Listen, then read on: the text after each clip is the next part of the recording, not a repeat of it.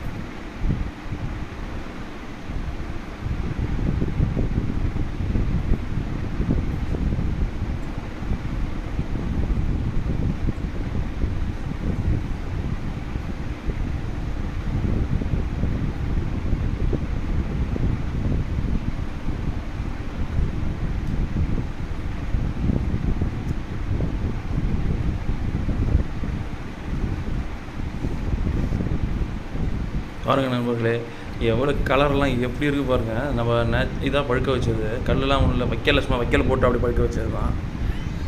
அப்படியே கலர் பார்த்தீங்கன்னா அப்படியே கோல்டன் கலரில் எவ்வளோ சூப்பராக இருக்குது பாருங்கள். இதில் வந்து 2 டைப்பு டிஃப்ரெண்ட் வெரைட்டி இருக்குது, இதுலேயே 3 டைப்பு.